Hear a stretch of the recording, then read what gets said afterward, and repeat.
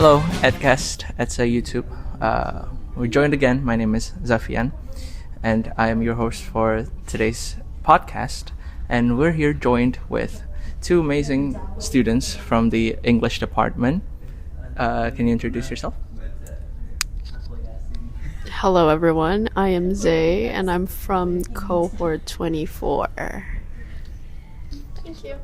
And Hello, my name is Tiara and I am from cohort 23. all right, thank you, Zay and Tiara for introducing yourself. I can't believe we're actually already halfway through our semester. Feels like just yesterday we were talking about college students living away from home for our previous episode, and throughout our semester it's been pretty overwhelming. And for me, personally, games have become a sort of escapism. So, because of that, today's topic is going to be the role in games in college life. First, we're going to talk about benefits of games as English literature students. So, for me, English as an English literature and language department student, games for me is not just games, just things you sort of just play. It's something. Like I said, it's a form of escapism, and it is also a very good medium for storytelling, for example. What about you guys? Who wants to talk first? Tiara? Okay. Since I am in my 5th year, and we recently in class started talking about interactive fiction. Ooh. And in one of those classes, interactive fiction actually stems from the gaming community. So games as a whole has always been part of literature itself. And very recently, I got back into Minecraft. Oh. Specifically because of an ARG. Oh, I've heard of that. Have you heard of the What's the title? Searching for a World That Does Not Exist? Yes. By Reefys. Yes. That got me really into not only interactive fiction, but back into Minecraft and also the community. So right now, games are playing a very big part of not only my relaxation, like escapism, but also for my storytelling and for my, relationship with how digital a story can be and how big a story can be. That is true. I also do think that sort of new trend of Minecraft ARGs are pretty cool, and I've heard of that YouTube, but I haven't gotten time to actually engage with it and watch it. And yeah, I think that's pretty cool. What about you, Zay? Oh, Sorry, I'm so intimidated. We're all here. I'm just scared of being called a poser. I don't play that much games, but hey, I play games. Recently, I've been getting into a lot of narrative games, story games, and I just finished Baldur's Gate. And I'm What? It was nominated. Last year. It was in 2024, 2023. Last year. Yeah, last year. Year's nominated. Right. Starting another playthrough. But yeah, and what else am I supposed to say? And how does that game affect you as a college student? It affects me in the ways of like storytelling, because Baldur's Gate as a game itself, it's very broad because it was based on D&D, and you know how D&D is very D&D Dungeons and Dragons. Sorry, kind of nervous. And I also do like character stuff. I draw too, so I think it's like a very nice inspiration to take from. Yeah, it has a lot of depth, and also like different English dialects. Like it's a British game. Like their accents are British. It's British English mostly, but they have like kind of Scottish and just like kind of like different Regional. yeah, and I think that's interesting. So I've been getting into D&D too. So yay. Yeah, so not only video games and digital games, a lot of board games and role-playing tabletop games also has a major impact in our lives and maybe, perhaps, our future, right? So, games can also open up to a lot of job opportunities for us English majors. Like, for example, we could be involved in game writing, like narrative design, and also character developer, like Zay mentioned, and also Zay just posted a fan art of, what's her name? Shadowheart from the game Baldur's Gate 3. Baldur's Gate 3. What is this promotion? Don't forget to open. What's your account? Not Salmon on Instagram with double O's. All right. So yeah, for example, I followed this. I didn't play. I played the demo of this game, but I watched other person on YouTube played this narrative game. It's called The Space for the Unbound, and it is really good. It actually made me cry because I don't know. It's about, I forgot. It's about a guy and he is trying to figure out this mystery with this strange girl, and it becomes a whole meta thing. What the world is and why we choose these things and what kind of powers we have is actually related to this person. And I don't want to spoil the ending, but it is very emotional for me. And it is developed by a Indonesian developer, and I think the industry, the gaming industry in Indonesia is very new, but also it is very developing, right? In the future, it could be a very good opportunity for us English majors. Do any of you guys have any thoughts on that, on the overall gaming industry in Indonesia and how it relates to us English majors?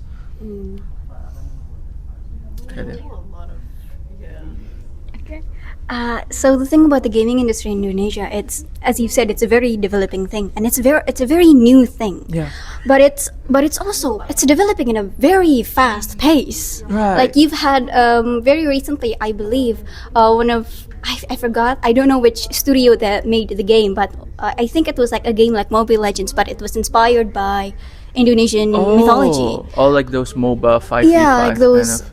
I don't know what they're called, and I'm not a very big fan of those 1v1 things or like tactical games, so I don't really know a lot about it. But the gaming industry, and specifically the gaming scene in Indonesia, is starting to develop. Mainly, I also think it's because gaming as a whole is starting to be like taken seriously as a as an industry. Like as an industry and as a sports, because esports are currently very developing. Also in the Olympics, right? Yeah, There's they're starting esports to in the Olympics too. So even though I haven't really researched that deep into the gaming industry here in Indonesia, I think we're really starting to see not only like big studios that are making games, but also indie developers are also making very great games. And I think there are a few in Indonesia specifically that, when I see it, I'm like, oh, they're really going somewhere. Like they're very, like narratively, they're interesting, and their character design, their plot, their story is very, very interesting. So I believe, the gaming industry is currently in the up and up right now. Yeah. There's also this one game that just been released. I don't know if it's already released or not, or if it's still on its early access stage, but it is inspired, or it takes place on the 97 or the 98 tragedy in Indonesia, and it is very, very cool. I think, and it's very relevant, and I don't know, I think, like Kak Tiara said, it's very developing, and the story that if it's a narrative game, the story that they can adapt, or the story that they can tell through this new medium in the gaming medium is very interesting, right? Yeah. So, what about let's wind up a bit and talk about ourselves, about the genres of games that we like to play. What about you, Zay? What kind of games do you like to play? If it's a, chill game, a narrative game, or something. The thing about me is that I'm very picky with my games. So I usually like narrative games, like story games, the choices matters games. But if I really like the story, I would go. I would really. I would not mind the gameplay. Like I played I Have No Mouth and I Must Scream yeah. because of its story, and I also am obsessed with Cyberpunk. Although people say that this game is so buggy, but hey, they got good storyline. So yeah, but any games that have a very strong story, I think. Yeah. Life is Strange too. It's mentioned in the drop us some knowledge. Life is Strange. Life is Strange. Other than me basing myself off a character named Chloe Price, I think that game kind of impacts a lot in me in matters of like the story and making the choices, because it's about the whole premise of the story is kind of like letting go, and you can save spoiler alert, you can save Chloe, but well, I feel like it's better if we save Arcadia Bay instead, because Chloe was supposed to be gone anyways. But that's like the story. Yeah, on my perspective. I see. Yeah. Yes. What do you think? So, do you think in the medium of like you said, narrative game, this medium of narrative-driven games are more engaging than traditional books or movies? Actually, I think it's a way to promote stories, right? Because like you are actually immersed in the game. Because I think like recently I've if I remember, there was like a literature medium that you are immersed in it. I kind of forgot what it's called. The digital, it's in digital literature. The digital media. I think it's that. Yeah. Immersive storytelling, like the one with the VR? No, it's kind of like it's a story, but like you kind of like make the choices as the story goes, but like the ending depends on like I don't anyways, anything about that. But I think those story games like The Walking Dead is very cool, because how am I supposed to say it? I blanked out.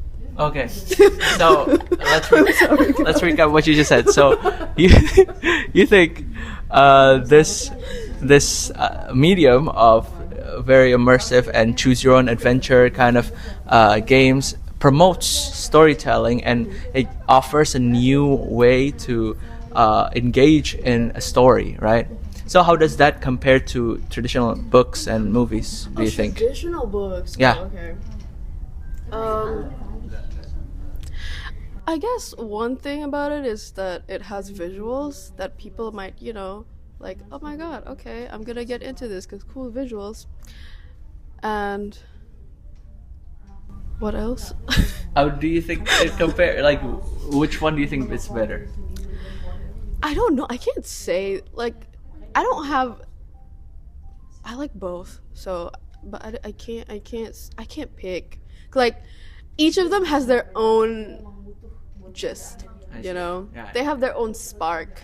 If I want some stories, sometimes I don't want a visual of it, because I feel like I just want it to like visualize it the way I wanted. Kind of, I feel like people do that sometimes. Because sometimes some movie adaptations are kind of underwhelming. So I prefer to have it in my own head. That's for traditional books. And for games, I think, I don't know, it's just Cool visuals. I can't say. No. I can't say. I think you said it perfectly, Zay. Yeah, thank you. What about Katiara? Well, what's your preference in gaming genres? And yeah. The thing about me is that I can't play a lot of games because my laptop does not support it. So I watch a lot of let's plays, and I watch a lot of like people playing the game. Yeah. That's what I Instead, do. Yeah. and what I really like mainly is that just the storytelling aspect. Because in games, maybe it's because I got too deep into what narrative design is, but in games, I feel like you have a bigger world to explore. Because in games, you can collect stuff, you can look at descriptions, you can have like a whole story behind one item. So let's say, my God, I've been playing a lot of Honkai Star Rail. So let's say, Linus. so in Honkai Star Rail, there's these things called relics. And you equip these relics to certain characters to get buffs, right? But also these relics have their own history. I see. They have their own history. Oh, this relic used to belong to this god or this man or this person, and that's why they can boost this part of the character. And I think that's the see. interesting part. Yeah, I believe I have written 2 books before, and Oh, hold. Lore. Just drop some massive lore out of nowhere. Okay. Let's get back into that later. But yeah. so I have written 2 books before, and the difference is I've written 2 books, and I'm currently trying to code a game. Whoa. Okay. Hold. That's so cool. So, They did not brief me this. So I've really been very intimate in the way how stories work, and I've really been through like the different aspect of stories. In books, the only thing your readers would know is the words on the pages, Yes. and nothing more, nothing Yes, less. yes. If you say a character is sad, then the character is sad. There's nothing more to it. But if it's in games, you interact with the character, and this character is sad. At the end of the cutscene or at the end of the quest, you may be able to find that, oh, she's not sad actually. You can go to like maybe her room, the place she really likes, and you can see like hints of she's not sad, she's yeah. faking it, or maybe she is sad and this is why, and there's a deeper meaning to it. So narratively, I believe that games have like, it really unlocks a bigger narrative and storytelling aspect of like just stories in general. I see. Because you can make a lot of things, and you can hide a lot more hints to the players or the readers through not even just objects. You can hide it through, like, let's say you like Life is Strange, right? And in Life is Strange, they really do a lot in character design, and they do a lot in environmental design. You can really tell about a character through their environment, through how they kept their room, through what they decided to keep from their friends or from their family. And from there, you can see, oh, this character, even though we interact so little about them in the story, they have a whole life outside of it. And for me, it's really, really interesting. And that's like what I really like about games. Cause, right. That sorry. I'm still like, why did they brief me this? Okay, sorry. So from what I see, from what you told me, it's like through the perspective of a game developer, right? Mm-hmm. It's you can really put in so much details on the most like things that you would not be able to do in books and other mediums, right? And I think through the players too, you can just not discover stuff, and it's still gonna be a story. You can really put in your time to just look at the details, and then you will have more stories to consume and those other stuff. Like, I think the medium of games is really deep, and it's really cool. Okay, so sorry. Sorry. Let's. From what I see now, there are 2 perspectives here: an enjoyer or a player or gamer of a narrative game, and someone who is currently developing a game. So let's, how? Let's just talk about that. Do you have any questions? I have something to say. Since you're a game developer, hey, I'm a character designer. What is this? This is not LinkedIn. That is actually really cool because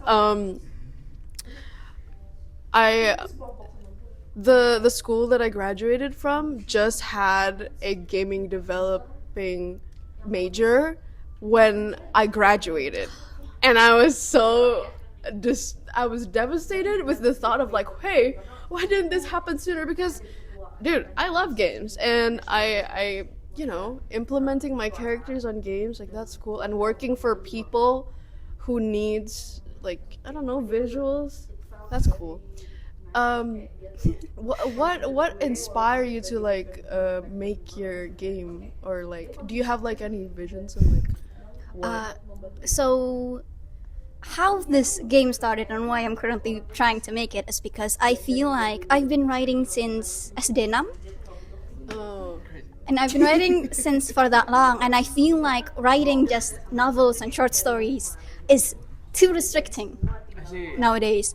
So I've gone from novels and short stories to maybe I'll try interactive fiction. Maybe I'll try games. Maybe I'll try something that can allow me to give like I'm a very detail-oriented person, and it saddens me that I cannot put every single detail of a certain character in the books, in the novels, because the thing about novels is that no matter what, you will always have a word count, and you cannot go over that word count, or else, well, no one would read it. So if I can't get over the word count, but there is so much information that I want to give, then that means I need a new medium so I can put all these little details in. So that's really how I got into gaming, and how I started reading too much into coding. Have you ever thought of visual novel games? I have, but the problem is I cannot draw at all. Hey. Hey. Okay. I Alright, sorry, did- producers. This has become a job conference, and this will be handled off camera. But it is really interesting. It is a really interesting perspective of, you don't really think about that. As a player, for me, I played my fair share of games, and I don't realize that games have so much depth, and it allows us to live in that environment, right? That the storytellers are trying to make and trying to convey to the readers, to the gamers and the players. And yeah, I think it's very cool. And yeah, mind just talking to us, sharing with us about the game you're developing, or is that still So I have a story ready. The problem is that I'm currently struggling with coding. I'm struggling with coding, and I'm struggling with the art. But they're just those two things. So the thing about it is that this game, specifically the story, is I took it from a story that I made when I was in SMP. So That it's a is so very sweet. so that is a very old story. very personal. Very kind of. I made that story to make my brother cry. Oh, Because he is a romantic. My little brother is a romantic, and he loves romance games. He loves romance animes, and so I thought, what romantic story would make him cry? see, So I made a random story, and I decided, hey, that story is good enough. Maybe I'll try writing it, and I did try writing. The way is that the story specifically, there's a couple of plot twists that would not work if it is in novel form. I see. True. It would work if it was a game, because of the camera perspective, because of the point of view of the character, and because of the time mechanism in games. Like when you wake up, when you do this, do that, and then when you go to There's sleep, a that it'll limit. work. Yeah. It'll work in game. In novel form, in short story form, it would not work. Yeah. Because it is very, very hard to tell readers, hey, this character wake up at this time, Yeah. and then she's doing this, she's doing that. So it has to be really precise, and that's hard. And that is mainly why I made it, and mainly what the story is for. Because it's just, I think it'll be easier if it was in game form. It is like, it is written to be a game, A game. right? It is written to be in this medium, and yeah. Okay, so thank you for I think that we just had a really great discussion about gaming and gaming in general, and gaming for us English department students in the perspective of a current game developer. I hope the game will be a success for you and for other people to enjoy, perhaps. Thank you. And also for Zay for coming and give us your perspective as an artist, as a enjoyer of narrative-driven games, and yeah.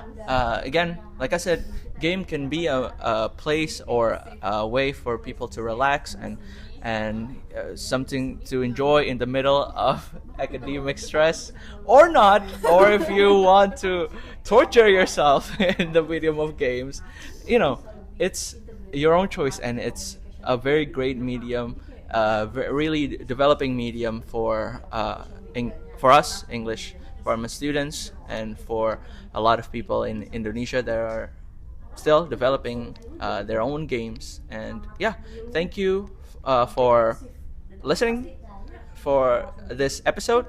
Our last question: can you guys give one game recommendation and in 3 words? So tell me your game and then 3 words to describe that game for them to enjoy, for our listeners to enjoy. What? Tell us the game title. What if And the then- game title is like more than 3 words? No. Okay. It doesn't count. The All game right. title does not count, and then 3 words to describe that game. From Zay?